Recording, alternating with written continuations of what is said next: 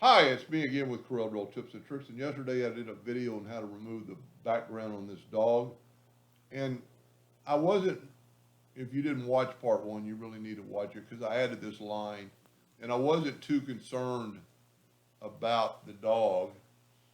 And if you can see in the intersect tool where I left this part of the dog out, even though it's intersected, you can still change the uh, the intersection and get part of the dog that you want, and go right and just kind of maybe zoom in.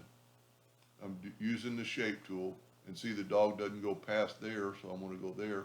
But you can go see how far the dog is and get more of the dog's shoulder. Hope that makes a little bit of sense, and thank you for watching.